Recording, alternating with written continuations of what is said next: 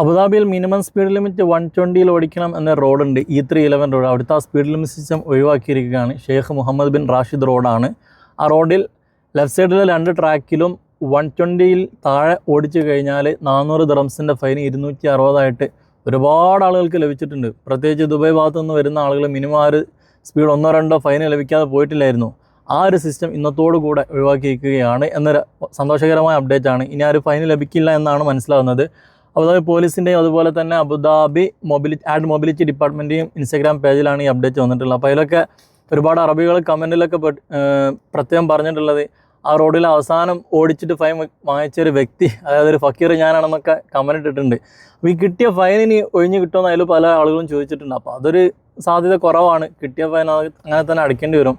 അതുപോലെ തന്നെ അബുദാബിയിലെ 2 റോഡുകളിൽ സ്പീഡ് ലിമിറ്റ് കുറച്ചിട്ടുണ്ട്. അബുദാബി സൈഹാൻ റോഡിൽ 120 എന്നുള്ളത് 100 കുറച്ചിട്ടുണ്ട്. അതുപോലെ തന്നെ E11 റോഡിൽ മുമ്പ് 160 എന്നാണ് ഇവരെ പേജിൽ വന്നിട്ടുള്ളത്. ശരിക്ക് അത് മുമ്പേ 140 തന്നെ ആയിരിക്കണമെന്നാണ് എൻ്റെ ധാരണ. അത് 160ൽ നിന്ന് 140ലേക്ക് കുറച്ചിട്ടുണ്ട് എന്നാണ് അവരുടെ ഇൻസ്റ്റാഗ്രാം പേജിലൊക്കെ വന്നിട്ടുള്ളത്.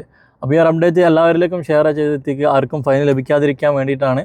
അതുപോലെ തന്നെ ഇത്തരം അപ്ഡേറ്റുകൾ ലഭിക്കാനായിട്ട് ഫോളോ ചെയ്യാനും മറക്കണ്ട. താങ്ക്